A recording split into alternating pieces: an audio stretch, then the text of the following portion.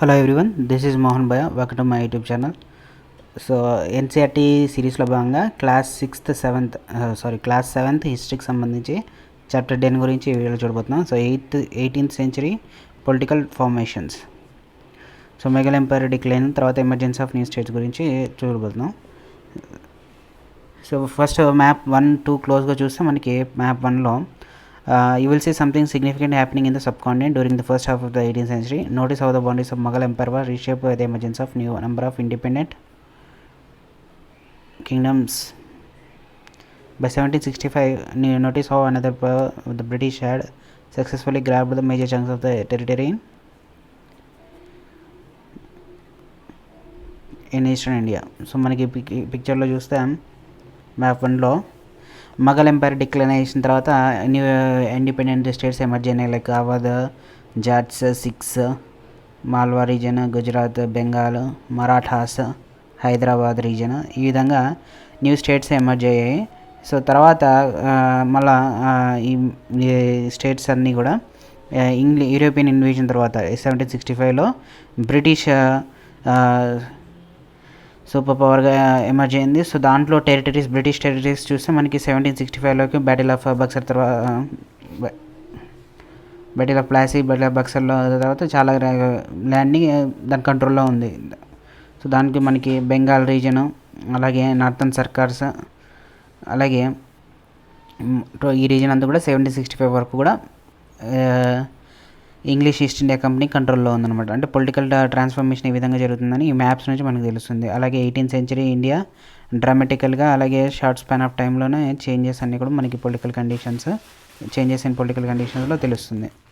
అలాగే in this chapter we will read about the emergence of new political groups in the సబ్ కాంటినెంట్ during the first half of the 18th century, రఫ్లీ from 1707 when Aurangzeb died till the third battle of Panipat in 1761. So ఈ changes అన్నీ కూడా new political groups emerge అయినాయి ఎప్పుడైతే ఔరంగజేబ్ చనిపోయిన తర్వాత. సో అప్పటి నుంచి 1761 థర్డ్ బ్యాటిల్ ఆఫ్ పానిపట్ వరకు జరిగిన చేంజెస్ ఇవన్నీ కూడా ఈ చాప్టర్లో డిస్కస్ చేస్తాం. Next, crisis of the empire and later Mughals చూస్తే in the chapter 4 you saw how the Mughal empire reached the height of its success and started facing a variety of crises towards the closing years of the 17th century. These were caused by a number of factors. So Emperor Aurangzeb had depleted the military and financial resources of his empire by fighting a long war in the Deccan. So Deccan రీజన్లో long war జరుగుతుంది. So ఇవన్నీ కూడా మనకి success అనేది Mughal umpire అనేది పీక్లకి వెళ్ళిపోయింది అక్బర్ తర్వాత. So Akbar తర్వాత కంటిన్యూ అయింది.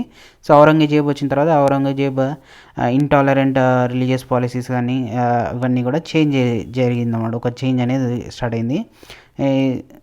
అలాగే వార్స్ అన్నీ కూడా ఫైనాన్షియల్ రిసోర్సెస్ అన్నీ డిప్లీట్ అయిపోయినాయి మిలిటరీ వల్ల ఎంపరర్ ఔరంగజేబ్ పీరియడ్లో. సో దాని ద్వారా మనకి డెక్కన్లో కూడా లాంగ్ వార్ అనేది జరిగింది, రిసోర్సెస్ డిప్లీట్ అయ్యాయి. అండర్ ఈ successors the efficiency of the imperial administration broke down. So imperial administration కూడా బ్రోక్ డౌన్ అయిపోయింది. It became increasingly difficult for the later Mughal emperors to keep check on the powerful mansabdars. So mansab land grant చేసిన వాళ్ళందరినీ కూడా వాళ్ళని check చేయడం అనేది ఔరంగజేబ్ తర్వాత వచ్చిన సక్సెస్కి చాలా డిఫికల్ట్గా మారిపోయింది. So nobles appointed as a governor, subedars often control the offices of revenue and military administration, diwani and faujdar as well. So Mughal territory అంతా కూడా సుబాస్గా డివైడ్ ఉంటుంది. సో సుబేదార్ హెడ్గా ఉంటారు గవర్నర్స్. సో ఆఫీస్ ఆఫ్ రెవెన్యూని, మిలిటరీ అడ్మినిస్ట్రేషన్ కూడా చూసుకుంటారు diwani and faujdar as well. So ఈ extraordinary political, economic and military powers కూడా మొఘల్ ఎంపైర్కి రీజియన్స్లోకి ఇచ్చారనమాట వాళ్ళకి, సుబేదార్స్కి. As the governors consolidated their control over the provinces, the periodic remission of revenue to the capital declined. So governors కూడా ఆ ప్రావిన్సెస్ చుట్టూ కంట్రోల్ని కన్సాలిడేట్ చేసుకున్నారు. ఆ విధంగా రెవెన్యూ క్యాపిటల్కి ఇవ్వడం అనేది తగ్గింది. Next, peasant and zamindar rebellions in many parts of the north and western India added to these problems.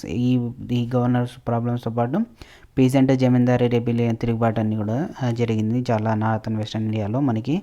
So these revolts were some times caused by the pressures of mounting taxes. So tax ఎక్కువ వేయడం వల్ల ఈ తిరుగుబాట్లనే ఎక్కువ జరుగుతున్నాయి. At other times they were attempts by powerful chieftains to control their own position.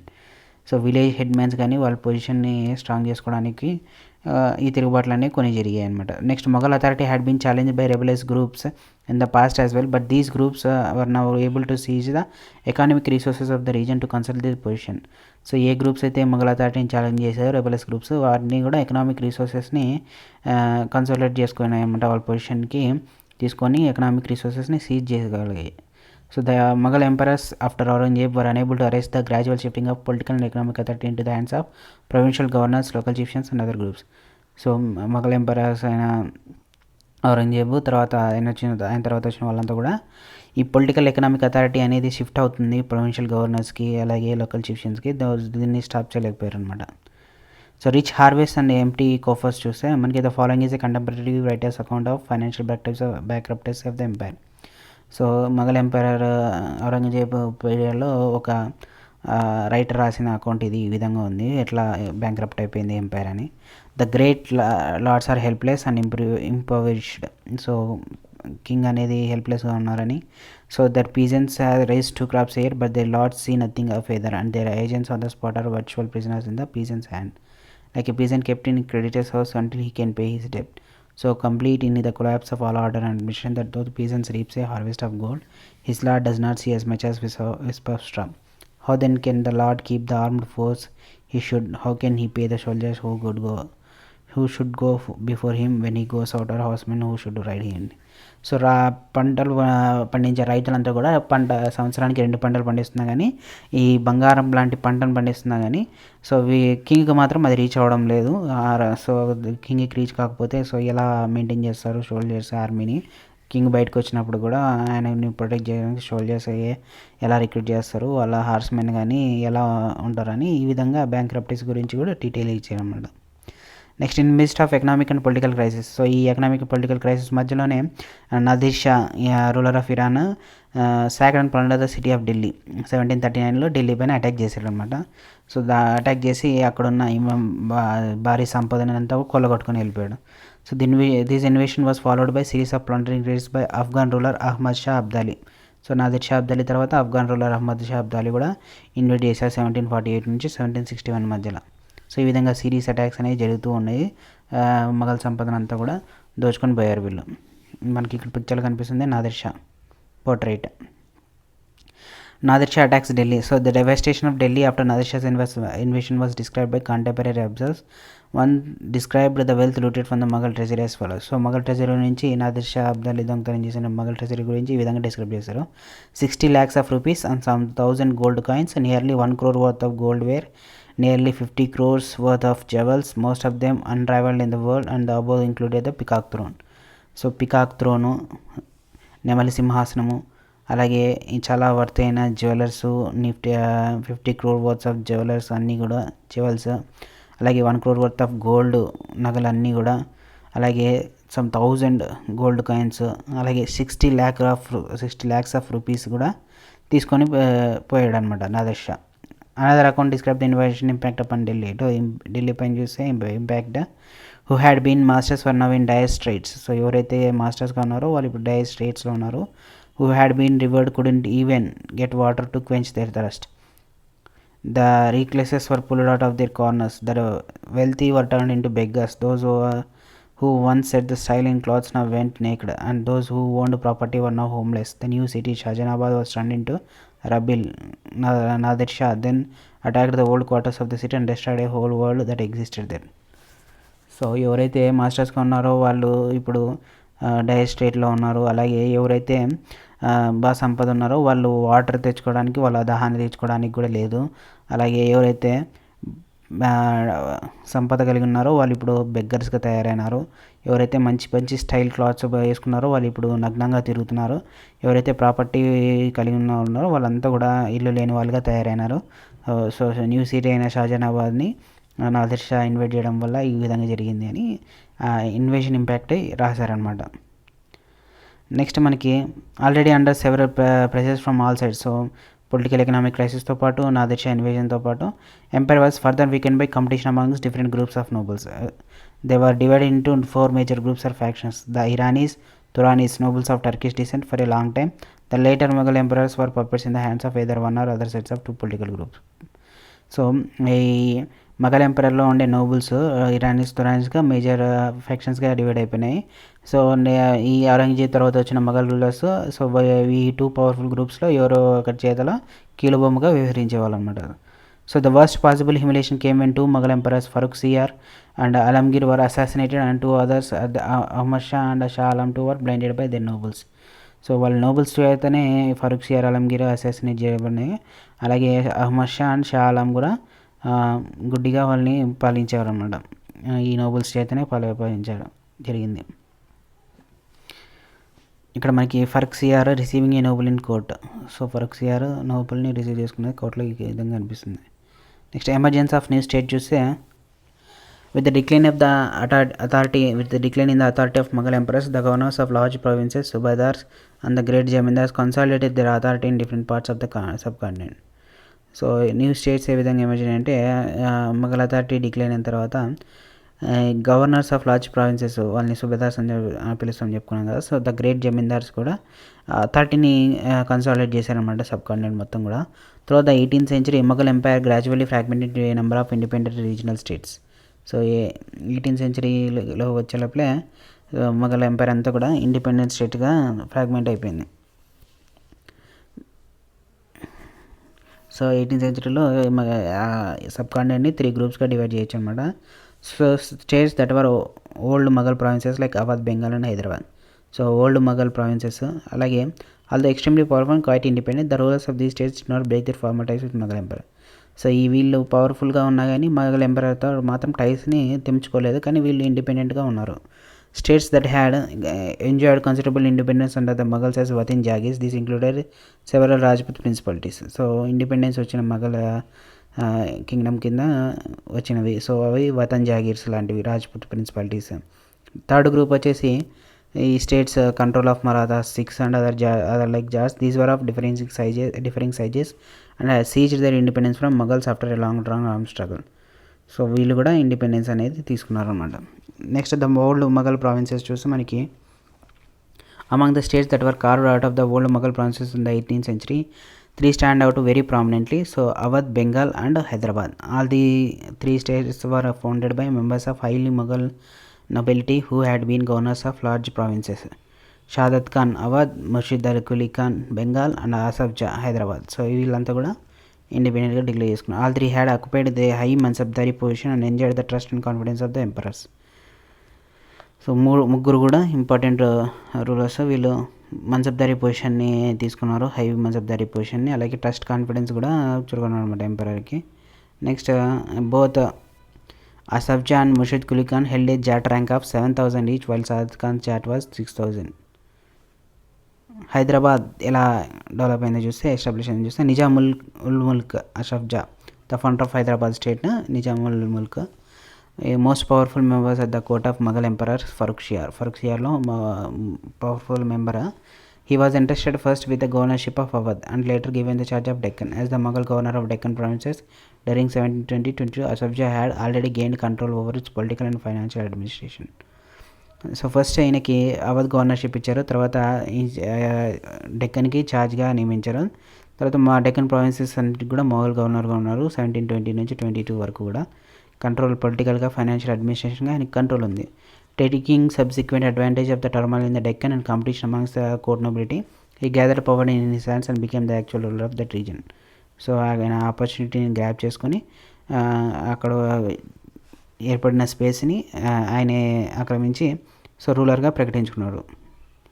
Asaf జా brought skilled soldiers and administrators from northern India who welcome the new opportunities and south. So నార్త్లో లేని ఆపర్చునిటీస్ కోసం skilled soldiers administration అందరినీ కూడా ఆహ్వానించాడు ఆయన. He appointed mansabdars and granted jagirs. So మన్సబ్దార్స్ని appoint చేసి వాళ్ళకి జాగిర్ ల్యాండ్ కూడా గ్రాంట్ చేశాడు. Although he was still servant of Mughal emperor, he ruled quite independently without seeking any direction from Delhi or facing any interference. So ఆయన ఇండిపెండెంట్గానే రూల్ చేస్తున్నా కానీ మొఘల్ ఎంపరర్ కిందనే ఉన్నట్టుగా ఉన్నారన్నమాట. అంటే మొఘల్ అథారిటీని ఆయన వద్దనలేదు, కానీ మొఘల్ కింగ్ ఎంపరర్ నుంచి ఎనీ డైరెక్షన్ కూడా తీసుకోలేదు. So the Mughal emperor merely confirmed the decisions already taken by Nizam ul Mulk Asaf Jah. The state of Hyderabad was constantly engaged in a struggle against the Marathas to the west and with the independent Telugu warrior chiefs Nayakas of the plateau. So Hyderabad కూడా మనకి west side అయితే మరాఠాస్ ఉన్నారు, ఇటుపక్క independent Telugu వేరే chiefs Nayakas కూడా ఈ డెక్కన్ ప్లాటీలో వాళ్ళకి ఆపోజిట్గా ఉన్నారు. స్ట్రగుల్ అనేది జరుగుతుంది అనమాట. So ambitions of Nizamul Mulk కషబ్జా to control the rich textile producing areas of the Coromandel coast in the east were checked by the British who are becoming increasingly powerful in that region. So ఈ కోరమండల్ కోస్ట్లో rich textile producing areas అంతా కూడా ఇదంతా British check చేస్తుంది. ఇది అంతా కూడా powerful అయిపోయింది అనమాట ఆ రీజన్లో. సో నెక్స్ట్ నిజామ్స్ ఆర్మీ చూస్తే మనకి description of Nizam's Hyderabad personal troopers since 1790. So the Nizam has a safari of 400 elephants, several thousands of horsemen near his person who receives awards up to 100 rupees nominal pay and extremely well mounted and richly campus. So 400 elephants అలాగే 1000కి పైగా horsemen ఆయన ఎవరైతే 100 rupees nominal pay చేస్తున్నారో వాళ్ళంతా కూడా తీసుకుంటున్నారో వాళ్ళందరినీ కూడా ఈ నిజామ్స్ పర్సనల్ ట్రూపర్స్లో ఉన్నారనమాట. నెక్స్ట్ అవధ్ రీజన్ ఎలా చూస్తే బుర్హానుల్ ముల్క్ షాదత్ ఖాన్ సుబేదార్ ఆఫ్ అవధ్గా అపాయింట్ చేయడం జరిగింది 1720లో. అలాగే ఈయన కూడా ఒక స్టేట్ ఫార్మ్ చేశాడు which was one of the most important to emerge out of the break of Mughal empire. So Awadh was a prosperous region controlling rich alluvial Ganga plain and main trade route between north India and Bengal. So Awadh region అంతా కూడా Ganga ప్లెయిన్స్తో fertile land ఉంది. అలాగే బెంగాల్కి అలాగే north ఇండియాకి ట్రేడ్కి మధ్య జరుగుతున్న మధ్యలో ఉంది అనమాట. Next Burhan Mulk also held the combined officers of subadari diwani and faujdari. So Burhanul Mulk కూడా సుబేదారిగా వర్క్ చేశారు, దివానీ అండ్ ఫౌజ్దారిగా ఉన్నారు. In other words he was responsible for managing the political, financial and military affairs of the province of Awadh. So ఈ విధంగా military, political and financial affairs అన్నీ కూడా ఈయన చూసుకునేవారు. సో మనకి ఇక్కడ బుర్హానుల్ ముల్క్, సాదత్ ఖాన్ పిక్చర్లో కనిపిస్తున్నాను. Next Burhanul Mulk tried to decrease Mughal influence in the Awadh region by reducing the number of office holders jagirdars appointed by the Mughal. He also reduced the size of jagirs and appointed his own loyal servants to vacant positions. The accounts of jagirdars were checked to prevent cheating and revenues of all districts were reassured by officials appointed by the Nawab's court. He seized a number of Rajput jamindaris and the agriculturally fertile lands of the Afghans of Rohilkhand. So ఈయన కూడా office holders అందరికీ జాగీర్దార్ అనేది provide చేయడం జరిగింది. అలాగే size కూడా జాగీర్స్ యొక్క size reduce చేశారు. అలాగే న్యూ లాయల్ సర్వెంట్స్ని టు అకౌంట్ పొజిషన్స్, కొత్త లాయల్ సర్వెంట్స్ని అపాయింట్ చేసుకున్నాడు. అలాగే account of jagirdars for check to prevent cheating and revenues of all districts were assured by officials appointed by Nawabs court. So ఈ అకౌంట్స్ అన్నీ కూడా చెక్ చేయడానికి మెంబర్స్ని రిక్రూట్ చేసుకున్నాడు. అలాగే రాజ్పుత్ జమీందారీస్ని సీజ్ చేశారు. Agriculture fertile lands of Afghans of రోహిల్ఖండ్ని కూడా ఆ ల్యాండ్స్ని, ఆ ఫర్టైల్ ల్యాండ్స్ని కూడా తీసుకున్నారు అనమాట. Next the state depended on local bankers mahajans for loans.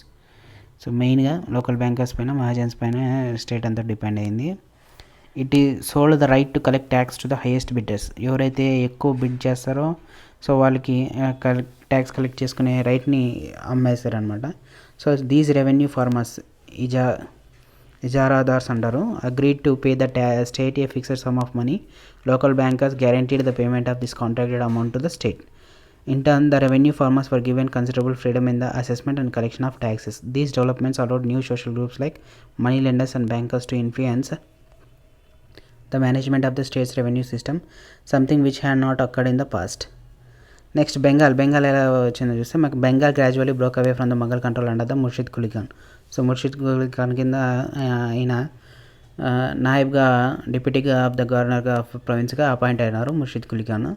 Although never from a formal subedar, Murshid Quli Khan were quickly seized all power and that went with that office. So Murshid Quli Khan సుబేదార్గా ఫార్మల్గా recognise చేయకుండా deputy సుబేదార్గా ఉన్న ఈయన పవర్ని grab చేసుకున్నాడు. Like the rulers of Hyderabad and Awadh, he also commanded the revenue administration of the state. So Hyderabad, Awadh లాగానే ఈయన కూడా రెవెన్యూ అడ్మినిస్ట్రేషన్ని కమాండ్ చేశారు. సో ఈయన effort to reduce Mughal influence in Bengal, he transferred all Mughal jagirdars to Orissa and ordered a major reassessment of the revenues of Bengal. So బెంగాల్లో ఉన్న Mughal emperors అందరినీ కూడా, మొఘల్ జాగీర్దార్స్ని ఒరిస్సాకి పంపించాడు. అలాగే మేజర్ రీఅసెస్మెంట్ చేశాడు అనమాట రెవెన్యూస్ ఆఫ్ ద బెంగాల్ అన్నిటిని కూడా. So revenue was collected in cash with great strictness from all zamindars. So revenue కూడా రెవెన్యూ అంతా కూడా క్యాష్లో కలెక్ట్ చేయడం జరిగింది అందరి జమీందార్ దగ్గర. As a result many zamindars had to borrow money from bankers and money lenders. Those unable to pay were forced to sell their lands to large zamindars. ఎవరైతే డబ్బులు పే చేయలేకపోతున్నారో వాళ్ళంతా కూడా ల్యాండ్స్ లార్జ్ జమీందార్స్కి ఇవ్వాల్సి వచ్చేది. Next the formation of regional state in 18th century Bengal therefore led to considerable change amongst the zamindars. The close connection between the state and bankers noticeable in Hyderabad and Awhad as well. So close connection అనేది ఉంటుందన్నమాట state మధ్య అలాగే bankers మధ్య కూడా. ఏదైతే Hyderabad and అవాద్లో ఉందో ఇక్కడ కూడా బెంగాల్లో కూడా ఆ విధంగానే ఉంది. During his reign the banking house of జగత్ సేట్ బికమ్ ఎక్స్ట్రీమ్లీ ప్రాస్పరస్. సో జగత్ సేట్కి సంబంధించిన బ్యాంకింగ్ హౌస్ అనేది చాలా ఫేమస్ అయిందనమాట. బాగా ప్రాస్పరస్ అయింది, బాగా వెల్తీ అయింది. If you take a bird's eye view we can detect 3 common features amongst the states. So bird's eye view నుంచి చూస్తే మనకి దూరంగా చూస్తే ఫస్ట్ ఈ 3 స్టేట్స్లో అనలైజ్ ప్రకారం ఫస్ట్ తో many of the largest states for established by S12 Mughal nobles. They were highly suspicious of some of the administrative systems that they had inherited, in particularly the Jagirdar system. So highly suspicious of Mughal నోబల్స్ అందరూ కూడా highly ఎవరైతే suspicious ఉన్నారో వాళ్ళందరినీ కూడా administrative system inherit చేసిన వాళ్ళందరినీ కూడా jagirdar system నుంచి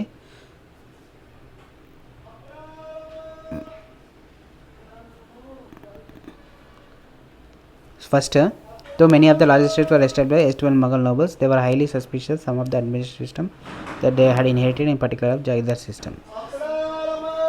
సో మొఘల్ నోబల్స్ ఎవరైతే అపాయింట్ చేశారో వాళ్ళు వారసత్వంగా వచ్చిన దాంట్లో వాళ్ళంతా కూడా సస్పీషియస్గా ఉన్నారన్నమాట. వాళ్ళంతా కూడా అడ్మినిస్ట్రేటివ్ సిస్టంలో ఎవరైతే ఇన్హెరిట్ అయినారో జాగీర్దార్ సిస్టంలో పర్టికులర్గా జాగీర్దార్ అనేది వాళ్ళకి వారసత్వంగా వచ్చేది అనమాట.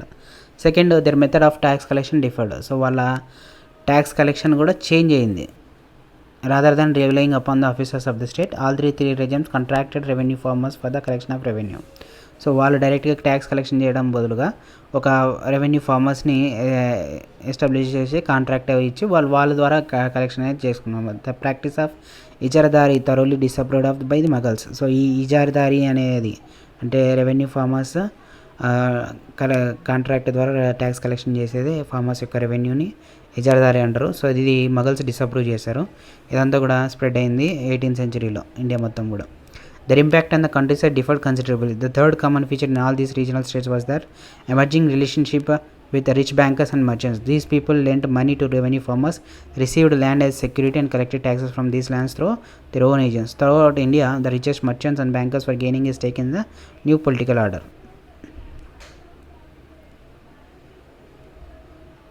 నెక్స్ట్ వతన్ జాగీర్స్ ఆఫ్ రాజ్పుత్ చూస్తే మెనీ రాజ్పుత్ కింగ్స్ అంతా కూడా particularly those belonging to Amber and Jodhpur had served under the Mughals with distinction. So వీళ్ళంతా కూడా మగల్స్ కింద పనిచేశారన్నమాట, అంబర్ జోధ్పూర్కి సంబంధించిన Rajput kings. In exchange they were permitted to enjoy considerable autonomy with their watan jagirs. So వాళ్ళు మొఘల్ కింద ఉండడం వల్ల వాళ్ళకి ఈ జాగీర్స్ అనేది ప్రొవైడ్ చేయడం జరిగింది, వతన్ జాగీర్స్ అంటారు. In the 18th century these rulers now attempted to extend their control over adjacent regions. So ఈ రూలర్సే అడ్జసెంట్ రీజన్స్కి కంట్రోల్ ఎక్స్టెండ్ చేయడానికి ట్రై చేశారనమాట. So Ajit Singh the ruler of Jodhpur was also involved in the factional politics of the Mughal court. So Ajit Singh కూడా ఈ factional పాలిటిక్స్లో involve అయ్యాడు. So these influential Rajput families claimed the subedari of rich province of Gujarat and Malwa. So Rajput ఫ్యామిలీసే గుజరాత్ మాల్వా యొక్క సుబాదారిని కూడా వాళ్ళు క్లెయిమ్ చేశారు. So Raja Ajit Singh of Jodhpur held the governorship of Gujarat and Sawai Raja Singh of Amber governor of Malwa. So these offices were renewed by Emperor Jahandar Shah in 1730. They also tried to extend their territories by seizing portions of imperial territories neighboring their watans.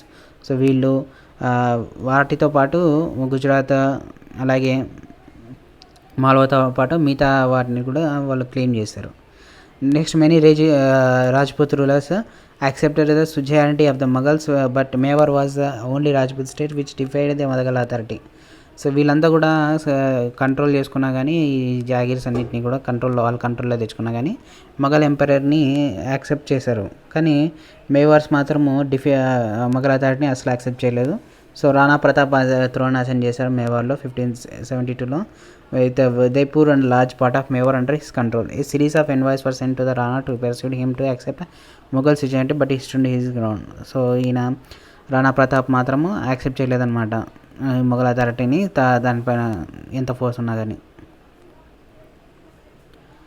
So Nagaur was conquered and annexed to House of Jodhpur, while Amber seized large portions of Bundi. Savai Raja Singh founded the new capital Jaipur and was given to Subadar of Agra in 1722. So Agra subedar కూడా ఆయనకి ఇవ్వడం జరిగింది, రాజా జయసింగ్కి, సవాయి రాజా జయసింగ్కి.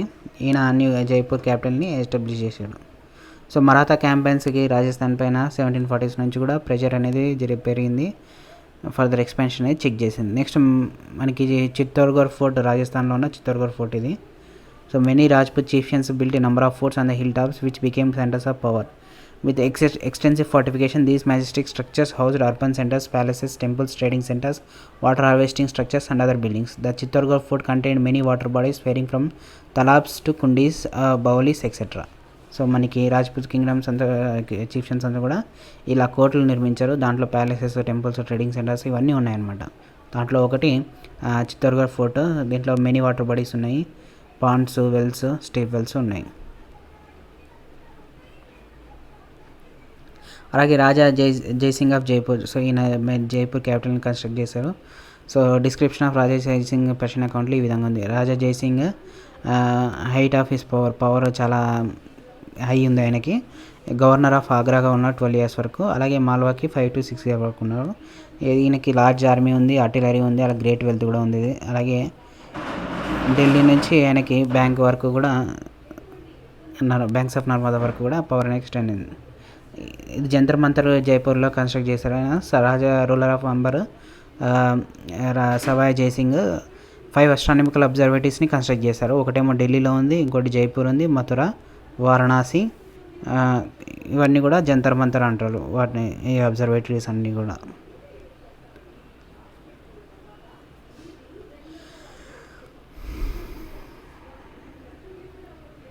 Next topic seizing independence. The Sikhs Marathas వీళ్ళంతా కూడా independence seek చేశారనమాట. ఎట్లా చూస్తే, so organization of 6 India political community during the 17th century helped in regional state building in the Punjab. So పంజాబ్లో ఒక రీజనల్ స్టేట్ ఎస్టాబ్లిష్ చేయడానికి 17th centuryలో ఒక పొలిటికల్ కమ్యూనిటీ 6 అనేది ఏర్పడింది అనమాట. సో సెవెరల్ బ్యాటిల్స్ అనేది కూడా గురు గోబింద్ సింగ్, రాజ్పుత్, మొఘల్ రూలర్స్కి అగెనిస్ట్గా బ్యాటిల్ చేయడం జరిగింది.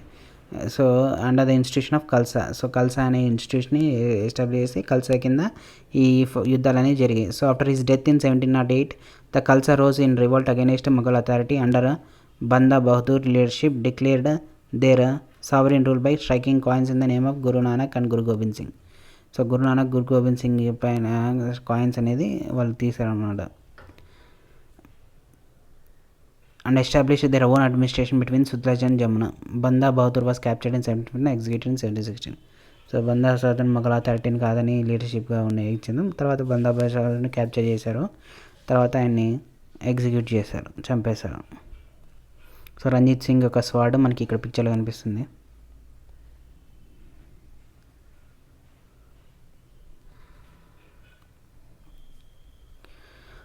So under a number of able leaders of the 18th century, the Sikhs organized themselves into a number of bands called Jathas, later on missiles. Their combined forces were known as Grand Army Dal Khalsa. The entire body used to meet at Amritsar at the time of Baisakhi and Diwali to take collective decisions known as Resolution of Guru Matas. A system called Rakhi was introduced, offering protection of cultivators and the payment of 20% of the produce. So వీళ్ళు 6 అంతా కూడా గ్రూప్స్గా organise చేసి ఒక grand army కూడా establish చేసుకున్నారు, combined forces. దాన్ని దల్ కల్సా అంటారు. వీళ్ళంతా కూడా బైసాకి, దివాళీకి కూడా డెసిషన్స్ తీసుకోవడానికి మీటింగ్స్ అనేది పెట్టారన్నమాట. దాన్ని రిజల్యూషన్స్ ఆఫ్ ద గురు అని పిలిచేవాళ్ళు. అలాగే ఒక సిస్టమ్ ఆఫ్ రాఖీ అనేది కూడా ఎస్టాబ్లిష్ చేశారు. సో దీని ప్రకారం ఎవరైతే కల్టివేటర్స్ ఉన్నారో వాళ్ళని ప్రొటెక్ట్ చేయడానికి 20% ఇస్తే వాళ్ళు కల్టివేట్ చేసిన దాంట్లో ప్రొడ్యూస్లో సో వాళ్ళని ప్రొటెక్ట్ చేస్తారనమాట. నెక్స్ట్ గురు గోబింద్ సింగ్ కూడా ఈ కల్సా నుంచి ఇన్స్పైర్డ్ అయ్యి వాళ్ళ డెస్టినీ అనేది రాజ్ కరేగా కల్సా అనే అంటే రూల్ చేయడానికి ఇన్స్పైర్ అయ్యారు. So their well knit organisation enabled them to put a successful decision to Mughal governors first and then Ahmad Shah Abdali who had seize rich province of the Punjab and Sarkar Sindh from the Mughals. So Mughals నుంచి అలాగే Afghan invaders నుంచి కూడా వీళ్ళు resistance అనేది చూపించారనమాట Khalsa. So the Khalsa declared their sovereign rule by striking their own coin again in 1765. So Khalsa తనంతకు తానే coins కూడా ముద్రించింది. Significantly this coin before the same inscription has one of the orders issued by Khalsa in the time of Banda Bahadur. The Sikh territories in the late 18th century extended from the Indus to Jamuna, but they were divided under different rulers. One of them, Maharaja Ranjit Singh, reunited these groups and established his capital at Lahore in 1790.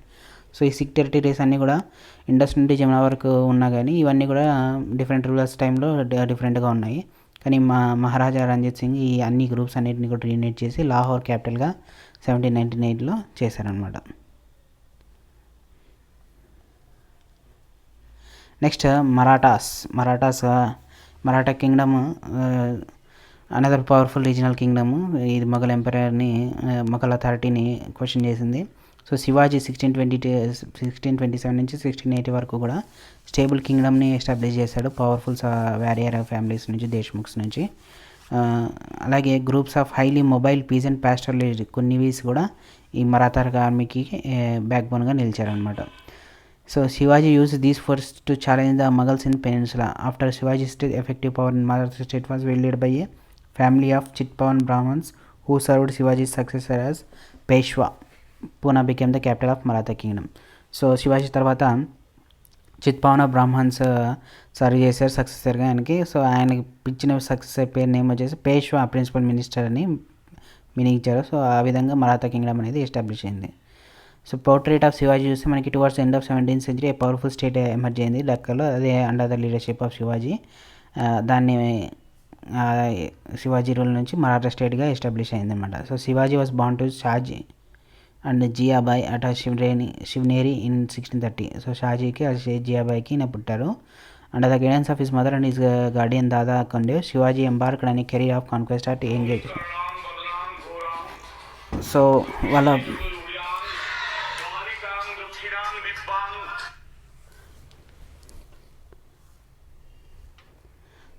Under వాళ్ళ guidance ప్రకారమే, sorry for the call, mobile ring tone అది call వచ్చింది. So continue చేస్తే మనం under guidance of his mother and his guardian Dada Kondadevi Shivaji embarked on a career of conquest at a young age. The occupation of Javli made him the undisputed leader of Mawala Highlands, which paved the way for further expansion. So his exploits against the force of Bijapur and the Mughals made him a legendary figure. He often resorted to guerrilla warfare against his opponents by introducing an effective administrative system supported by a revenue collection method based on Chauth and Deshmukhi. He laid the foundations of a strong Maratha state. So strong Maratha state establish చేయడానికి శివాజీ అనేది చేశారు. అలాగే chauth and deshmukhi కూడా method of revenue collection కూడా ఆయన support చేశారు. ఈ విధంగా మరాఠా స్టేట్ అనేది ఎస్టాబ్లిష్ అయిపోయింది. Next under the Peshwas, the Marathas developed a very successful military organization.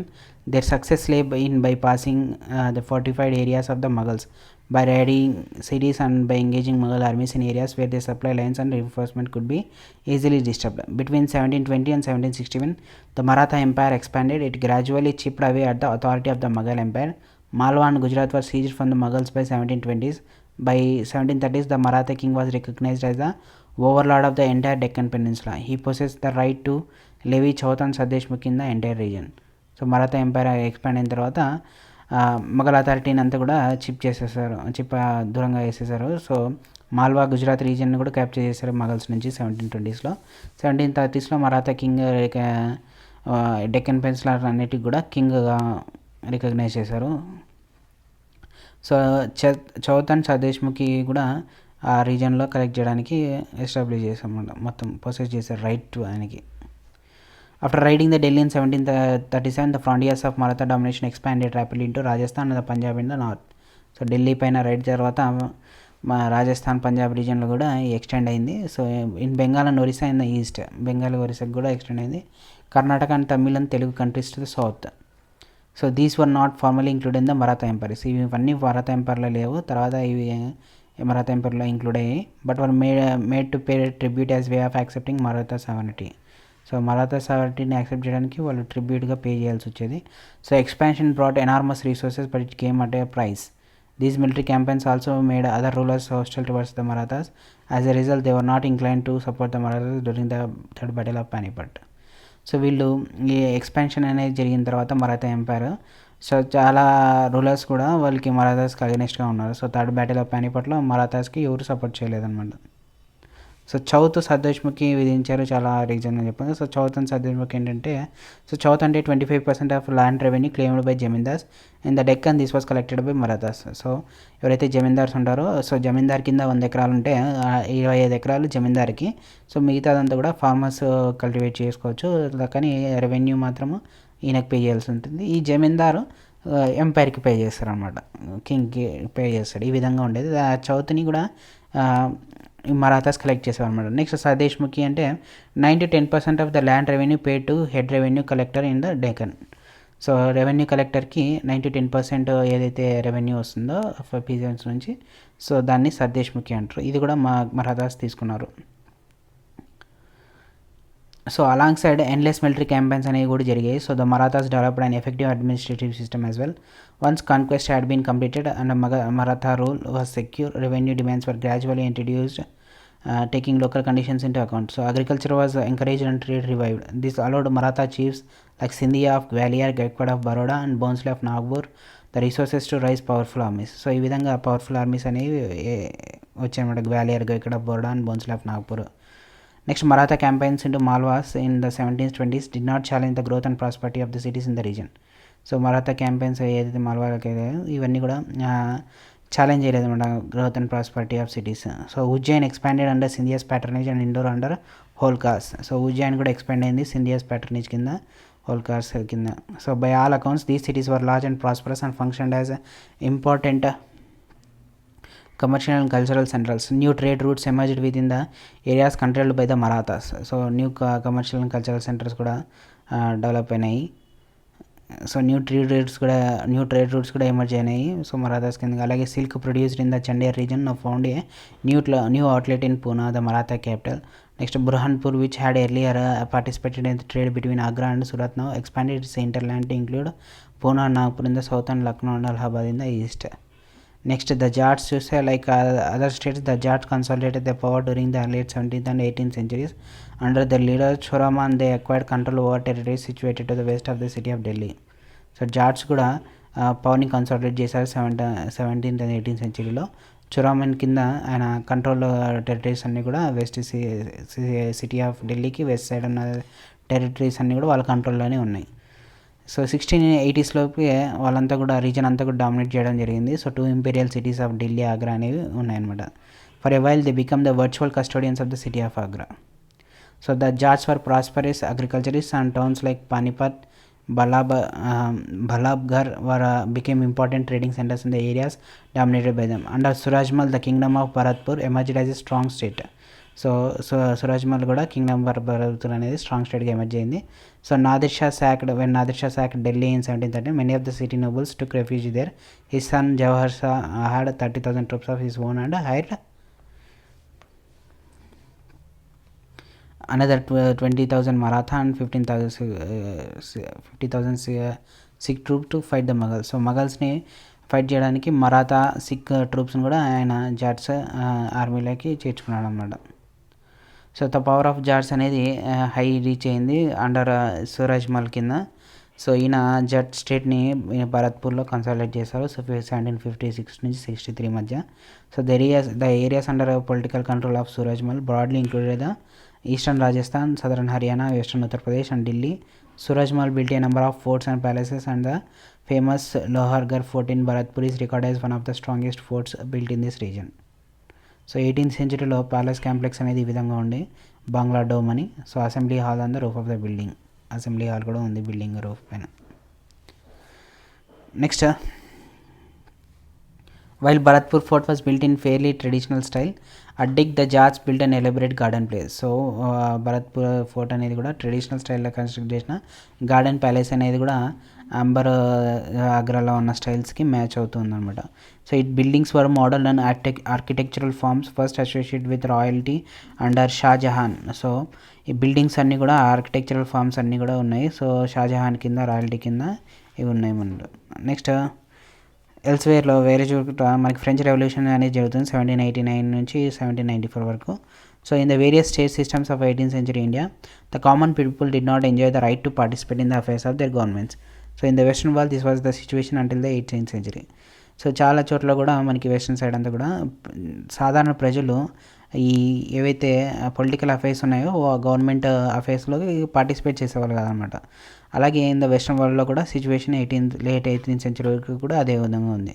So అమెరికాలో 1776 నుంచి 1718 వరకు, అలాగే ఫ్రెంచ్లో ఈ రెవల్యూషన్స్ అన్నీ కూడా ఛాలెంజ్ చేశాయి అనమాట. సోషల్ పొలిటికల్ ప్రివిలేజెస్ కొంతమందే అనుభవిస్తున్నారు, సాధారణ ప్రజలు కాకుండా అట్లా అని రెవల్యూషన్ అనేది, తిరుగుబాటు అనేది స్టార్ట్ అయింది. దాన్ని అమెరికన్ రెవల్యూషన్, ఫ్రెంచ్ రెవల్యూషన్ అంటాం. So during the French revolution the middle classes, peasants and artisans fought against the special rights enjoyed by the clergy and nobility. So సాధారణ ప్రజలు, మిడిల్ క్లాస్ పీపుల్, రైతులు, కళాకారులంతా కూడా ఎవరైతే nobility ఉన్నారో, church people ఉన్నారో వాళ్ళు మాత్రమే ఈ స్పెషల్ రైట్స్ అనుభవిస్తున్నారు. సో వాళ్ళకి అగెనిస్ట్గా వీళ్ళు తిరుగుబాటు చేయడం జరిగింది. So they believe that no group in society should have privileges based on birth, rather people's social position must depend on merit.